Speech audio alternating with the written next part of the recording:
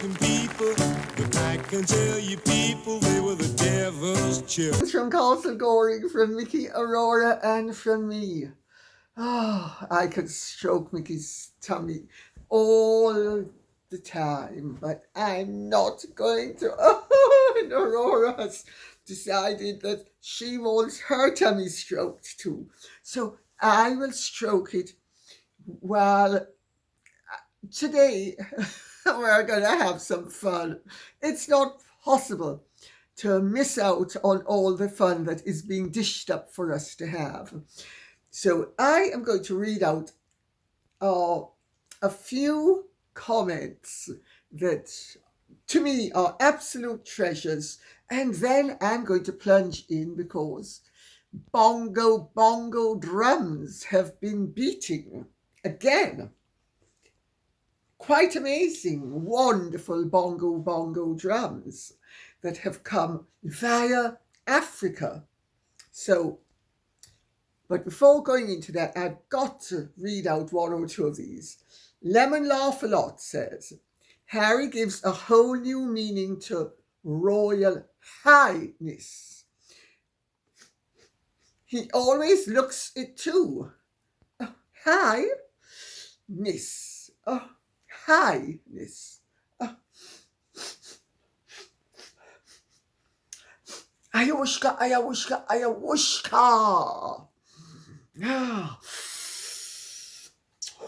Doria, superb weed. And of course, Uriah Heep says, well, yes, H, I'm quite the expert on things like weed. After all, I'm not known as a dope for nothing. Miss Winnie says, and Miss Winnie, I have to tell you, is a lady of colour. And wait for it. Meghan actually said silence is complicity. She went to Africa and said nothing about violence of all sorts of natures in African parks, child trafficking, and hundreds of abducted Nigerian schoolgirls. They are hypocrites, liars. Miss Winnie, you're such a racist. Everybody's a racist who doesn't love Meghan. Angela Lambert says, the scammer got all expenses paid, free trip to Malta in 2015. I think that's the date. Just watched the video. She says she's home at last. I'm home at last. And how lovely to be with people who look like me. Sounds kind of familiar. Why don't the media point this out? What a liar. And may I interject at this point and say, Angela Lambert, you're absolutely right. She went to Malta claiming she was part Maltese, which would mean that she's over 50% Nigerian plus Maltese. But the Maltese are regarded as white. That's why she went. Because it was already getting into the public domain that she was a woman of colour. And she didn't want anybody to think that she was anything but white. So, as for the rest, well, the Nigerians have paid handsomely for this trip, I am assured. And there are all sorts of recriminations behind the scenes now in Nigeria in terms of the shocking waste of money. But we'll get there in a while because I am reading out what Chichaba says. How about Malta? Wasn't she part of that country as written about in the TIG? Oh, as I just said, yes, definitely. She had a great-grandmother who was Maltese. Oh, totally Maltese. Well, you know, in England we have some sweets called Maltesers. I think we're getting there. Jenny Boo says, Meghan couldn't care less about the Nigerians. You could say that again. She just needed a backdrop to match the clothes she'd probably got for free. Meghan had a different agenda, so she couldn't care less if the Nigerians were offended by her utterly vulgar clothing. Jenny Boo, I think you have a point. I do think you have a point. Meghan deliberately wore provocative clothing. Look at me. Look how fabulous I am. Hot. Look at what you're missing, billionaires. Oh, oh, oh, oh, oh.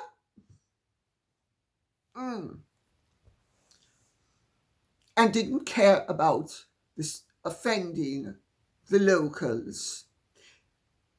And also didn't care about the possibility of creating offence in the media. Well, we're beginning to see why she didn't need to worry about that, but we'll get to that in a minute.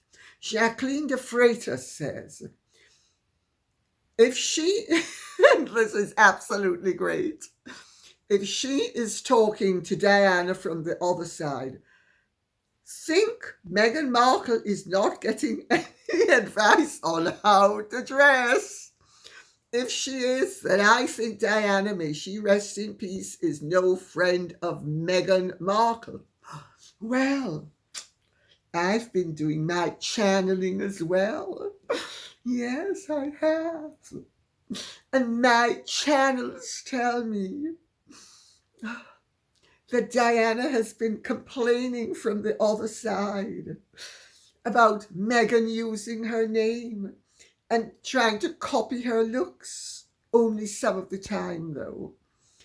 And that she isn't giving her advice, but that's one version of it. The other version of it is, and here's Meg's baby now. Mom, what do you think I should wear in Nigeria? It's a country that, and Diana says, don't bother to tell me. I know what Nigeria is all about. Well, I was thinking of wearing something conservative. Oh, no. You must make a splash. You must be backless and frontless and sideless. After all, less is more. And if anybody thinks that you are something that rhymes with more, more's more. More's better. I am being very silly. Really silly. I'm being actually childish, but I'm enjoying it.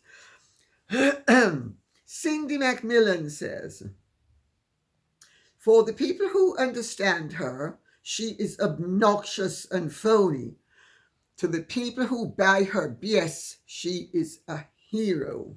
Cindy Macmillan, you've got something.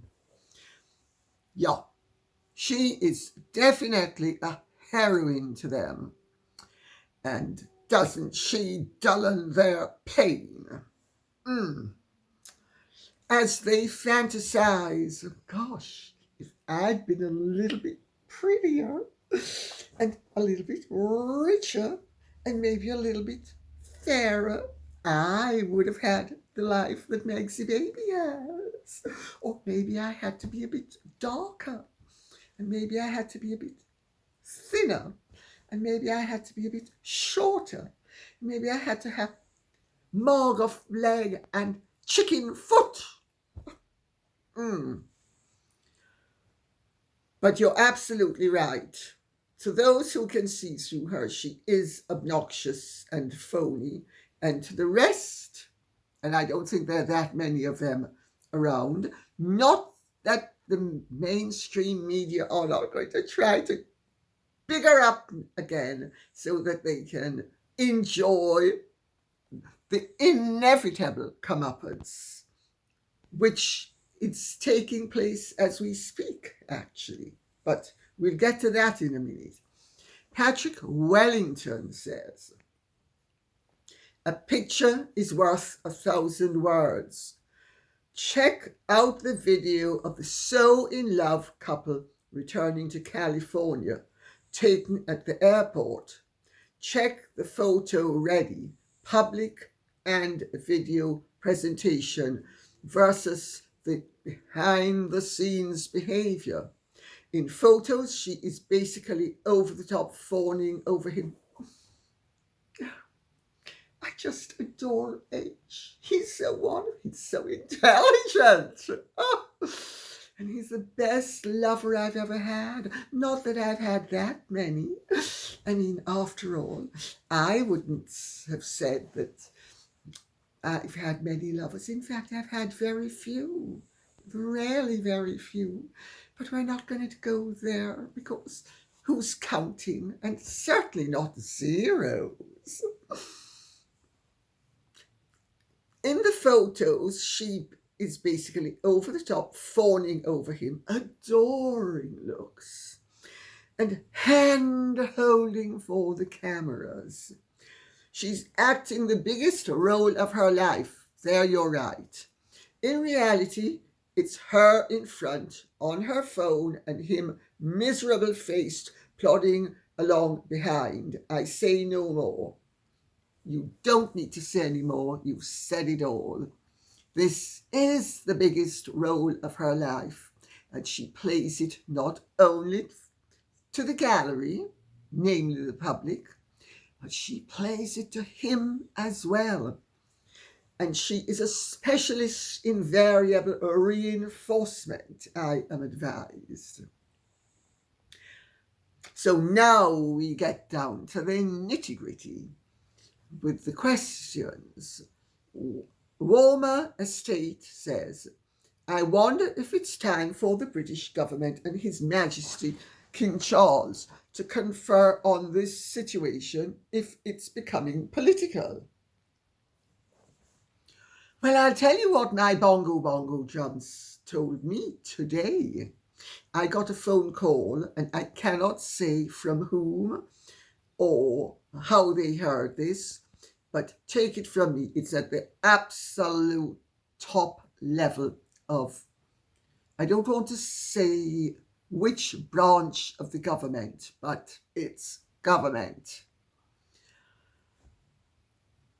A very eminent former High Commissioner and ambassador who is now a leading professor in the political sphere at one of the top universities, was roped in to go and police each and every one of the events, and was delighted to report back that they were very poorly attended, that the public was kept at bay, that if there were 50 seats available, maybe 8 or 10 a maximum would be filled, that the whole thing was a massive Potemkin village.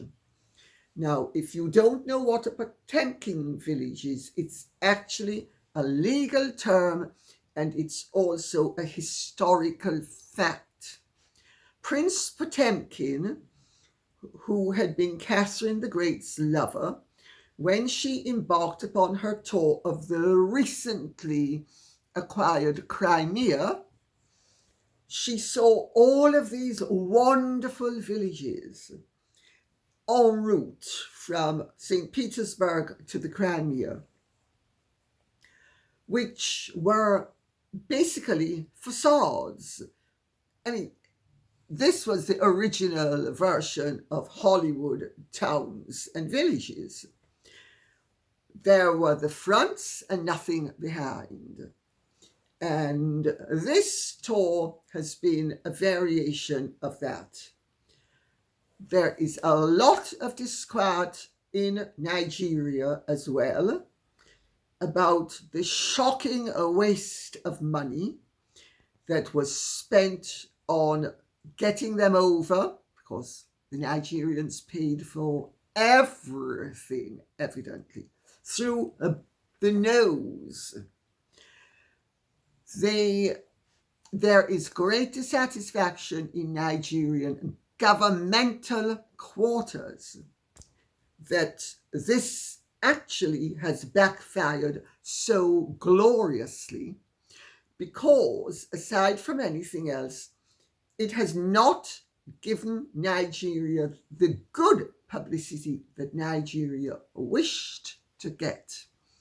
It has drawn attention to the fact that Nigeria is a supremely elitist country where much of its population starves while a few live the life of Riley. The government is evidently a study in corruption, as are certain elements of the elite.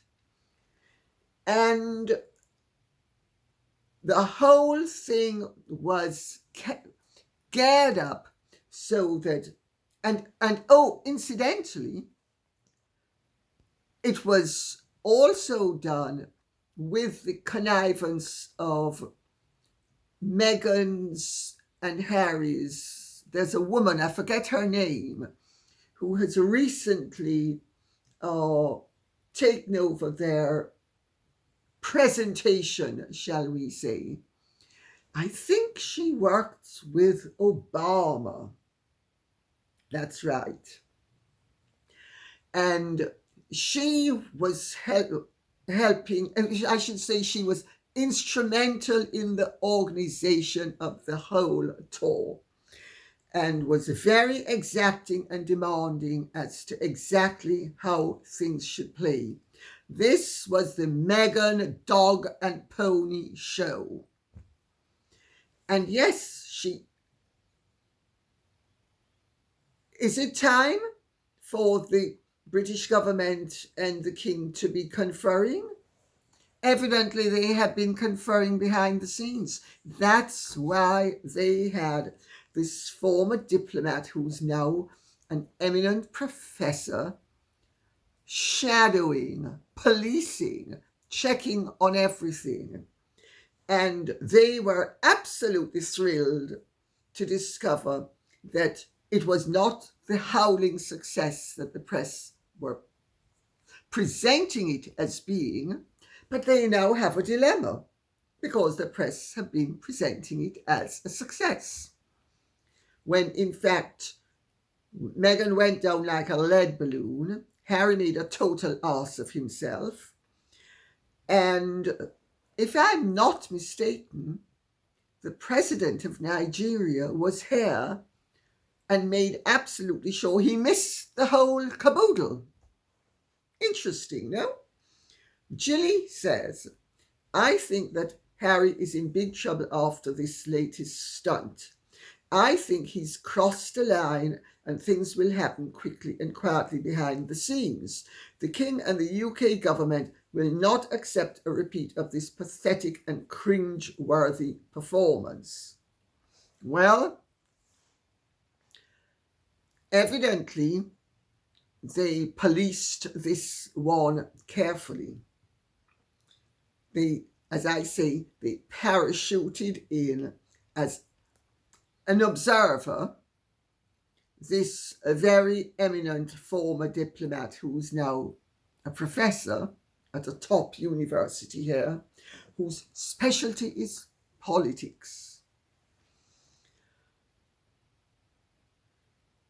Let us wait and see what happens, because Harry and Meghan have announced that this is the first of many. Let us wait and see what happens, because I know the way the palace works.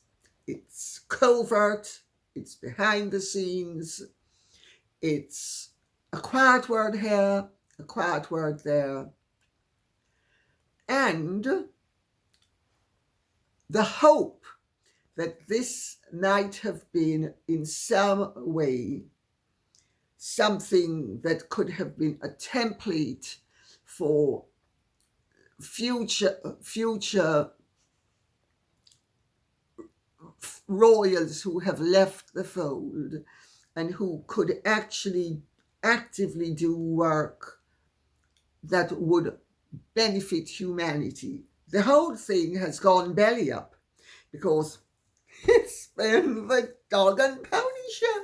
Oh, Mr. DeMille, I'm ready for my close-up.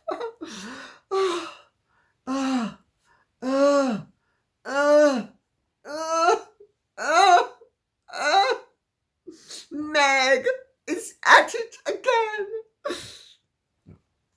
Which Meg, though? Are we speaking about Meg, who is 98% African? Or are we speaking about Irish named Meg? Let's speculate upon that one for a moment. GB says, I hope Charles doesn't think he is winning the PR wars against the Harkles. People like me who disapprove of them and nitpick their mistakes still have to admit that the Harkles were triumphant in Nigeria. They received glowing headlines globally and even in Britain. They are now very sophisticated about using their royal status. They used HRH in Nigeria and no one stopped them. And as Charles hasn't stripped them of their titles, Harry is still a prince and a duke, and Meghan is a princess and a duchess. Royals, in fact. And they can use Invictus to open doors.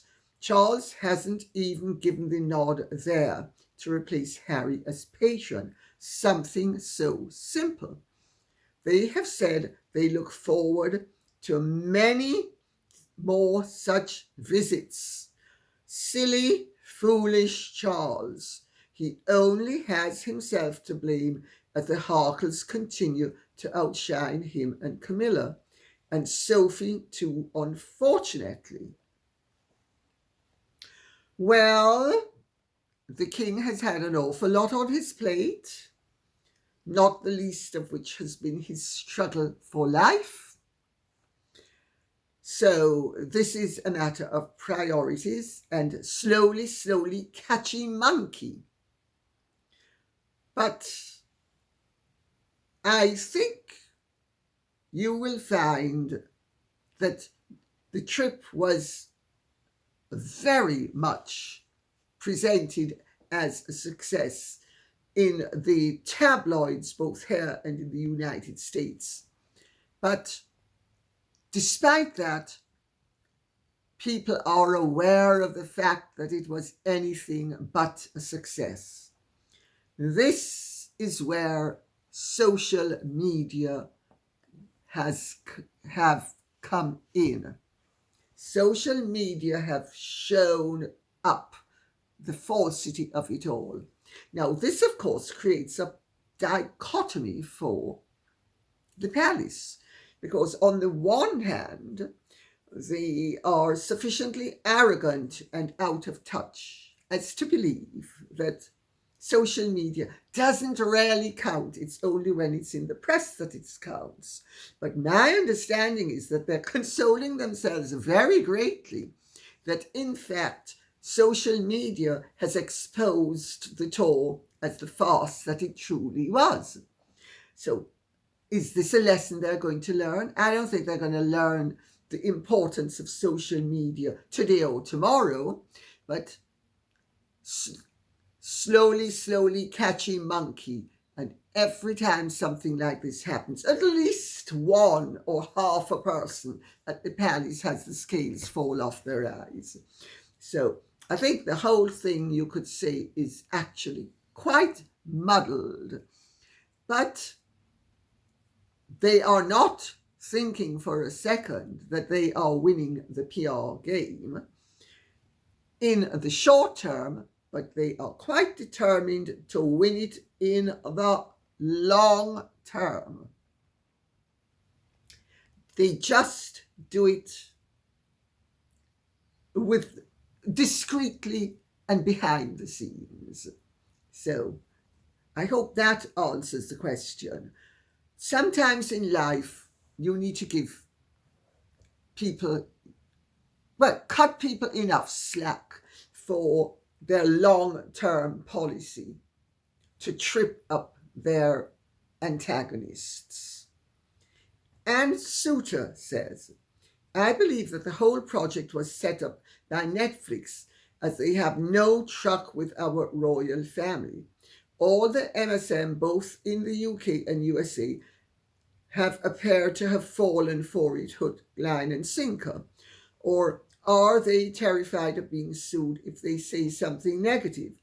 Meghan in particular has a set speech re strong women, and the one in Nigeria was almost like the one in Texas. Well, she's a one-horse wonder, you know. I mean, she has a shtick and she sticks to it.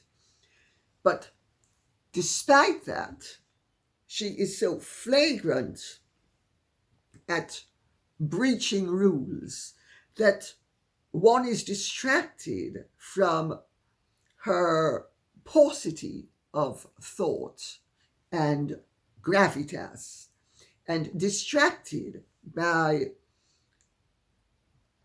all the bells and whistles and all the antics and all the everything as she parades around semi-nude. But yes, there is little doubt that this was a show that was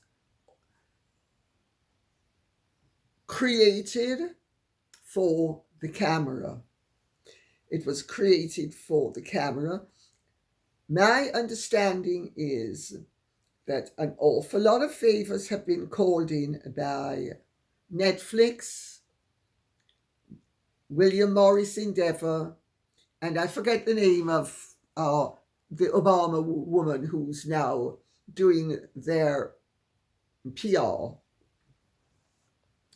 But they have lent on all sorts of people, calling in all sorts of favors.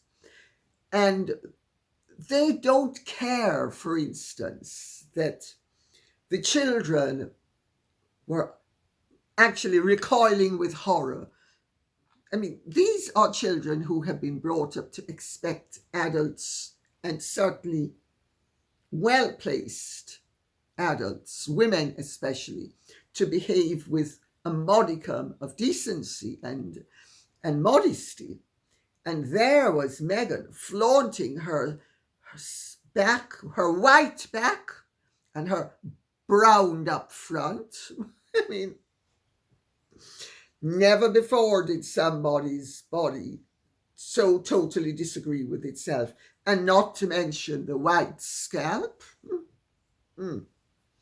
Yeah, well, the children were repulsed and told that by somebody who actually saw what was going on. And many of the women, which we have seen otherwise on television, were repelled by what was going on. None of that is going to show when Miss and Harriman and the Netflix people are through with it. Remember, I said that I was told by a friend of mine who saw Meghan and Harry at trial before the Bob Marley One Love premiere that they were being trailed by a photographer. It's the Truman Show. Harry used to say that royal life was like the Truman Show. Well, I can't believe we're doing this without being paid. Now they're being paid. And it's the untrue man and untrue woman show. That's what it is. So, yeah, is Netflix behind it? You don't be trailed by cameras for no reason at all.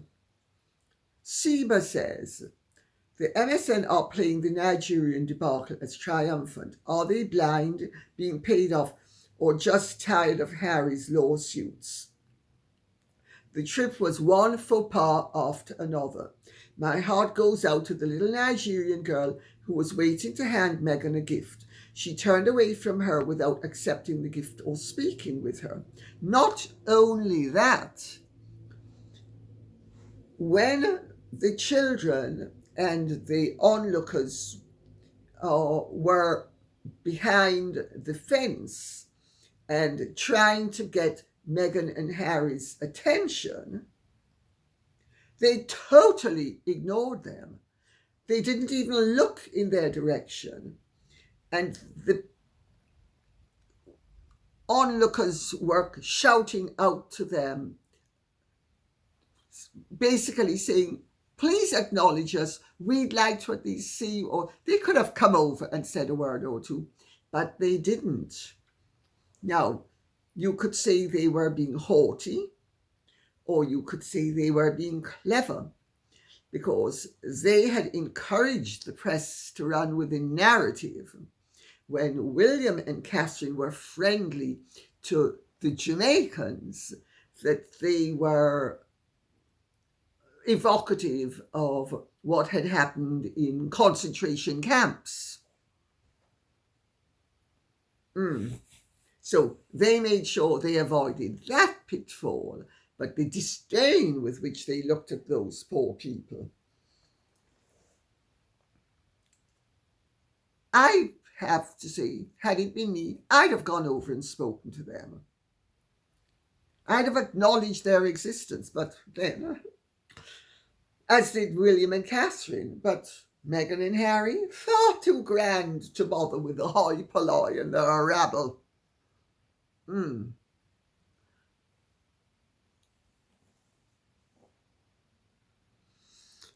Well, let us see now. Carol Berry says, did you see the video of the panel of 3 women being interviewed by a Nigerian man in regard to Meghan's behaviour during her visit? It was wonderful. Each woman said she needs to be taught respect and manners. A Nigerian woman would never disrespect her own family, nor her father-in-law or his family. That's right. And Ruth Wilson made the point that one of those ladies suggested that Meghan should go back to Nigeria to learn the culture, how to dress, and also learn some manners. I saw it. That is the reality of the reaction of the Meghan and Harry visit. Why are the mainstream media behaving as they are behaving? Because they don't care about the facts. They care about content for their publications. It's cynical. There's no two ways about it. It is just cynical. But what is really interesting is what Tom Taylor has observed. Harry and Meghan had 17 members of their Sussex Squad team travel with them. They had the dollars to pay for the Sussex Squad accommodations. How disgusting, especially after they attacked the royal family globally. Now we know Harry and Meghan were 100% behind all those attacks on Princess Catherine. Well, Tom Taylor, I don't know that they are 100% behind the attacks, but they certainly do share responsibility for the attacks and for praising the people, and have been doing so for years, who have been attacking William and Catherine. Dan Wooten, in his outspoken show a day or two ago, did a very interesting piece on this. And some of the trolls, one of whom I think is called Duchess or something, and she was from place to place with Meghan and Harry and has been photographed with Meghan and Harry. That's just one. Well, no surprise there. Meghan and Harry have praised the Sussex Squad and they interact with the Sussex Squad. But do you think they paid for the Sussex Squad's accommodation? Nigeria, here we come. I think you will find the Nigerians paid. My understanding is that there's much dissatisfaction in Nigeria about the expense of the trip. So, Ismi Marie Emanuela says, fake news. The governor of California made a statement to say that British journalists lied and exaggerated the information. She is referring, of course, to the fact that Archewell was declared delinquent. And she obviously is a supporter of Meghan and Harry, which is fine. She's allowed to show poor taste. Chicken Foozle says, Dear Lady C, I have just watched the Governor of California, Gavin Newsom, making a statement regarding Archewell's apparent delinquency and flabbergasted that he felt it was necessary to do so. Do you have any insight into why he did it and who was holding a gun to his head, figuratively speaking? Love to you and your beautiful doggies. Well, yes, I do have some knowledge of what has been going on in California, and you will recall that over the last few months I have received information from people I know who are pretty well connected in the Democratic Party, and that Gavin Newsom was dodging Meghan. So if there was a figurative gun to his head, he's been very practiced at dodging the bullets, because she wanted Dianne Feinstein's seat and didn't get it. However, as I said yesterday, the whole business of the delinquency was a storm in a teacup,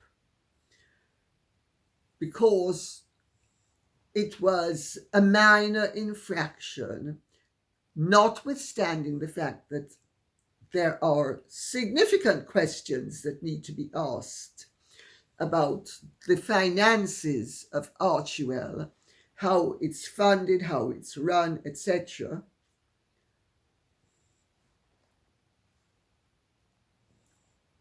The delinquency was something that was going to be easily remedied, and indeed it was. Now, what is interesting is that Gavin Newsom felt impelled to announce what he announced, and he sang the praises of Archewell. But I don't know how he can be singing the praises of Archewell when its takings in terms of donations were either $11 million less the last year in terms of tax reports than the year before. And they're now running at a loss, and their earned interest on the money in their account does not tally with the figures or that float in and out of the account otherwise to big up the figures. But you need to remember that Gavin Newsom was put in place by Gordon and Anne Getty. He is Gordon and Anne Getty's boy, so to speak, the late Anne Getty. Do you remember Gordon Getty? Gordon, I have such a target on my back. I mean, can you believe it that H went and told the world that he'd eliminated all of those chess pieces? I just need safety. If only somebody would buy me a safe house. Not a big house, not a grand house. A $40 million house will do. And please, while we're at it, do you think you can get Gavin Newsom to make me a senator? Just temporarily. And then, of course, I'll become one permanently because I'm going to become the President of the United States of America. I've got ambition. Nobody can doubt that. Well, backdoor channels. What is more interesting than Gavin Newsom wading into the fray for people who really are, trying to find a diplomatic way of putting this, of little or no consequence except to be kept in reserve for potential use in the future. What is of more interest is how the news broke and when it broke and where it broke and why it broke. That's the really interesting thing. Somebody put a banana skin deliberately on the Harry and Meghan's,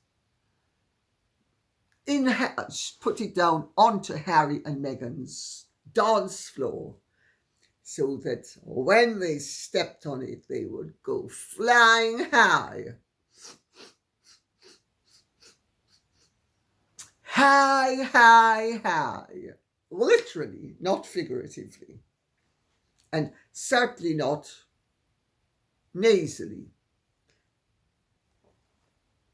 That's what's really interesting about all of this. You see, not everybody loves H&M. Megsy baby isn't quite as popular as she'd like everybody to believe.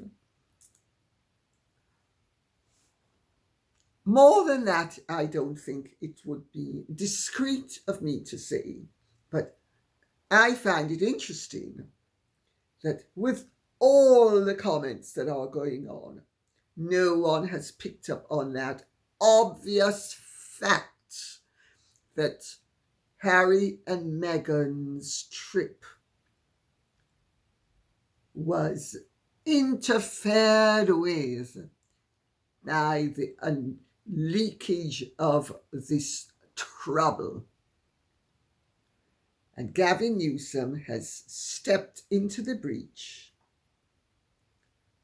because he obviously has been encouraged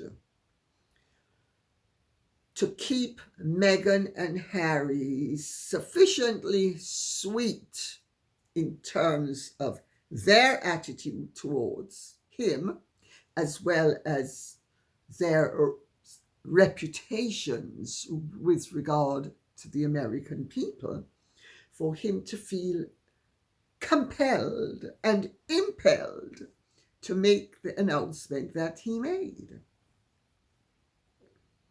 You see, wheels within wheels and things going on behind the scenes. Everything isn't always as straightforward as it appears to be. And on that note, I'll say I hope this has been of some interest to you. If it has, please keep the questions and comments coming in so I will know what you would like us to be speaking about. Okay, thank you so much. Godspeed. And if you have truly enjoyed this, would you care to like, share, subscribe, press the notification bell, and take good care. Bye-bye.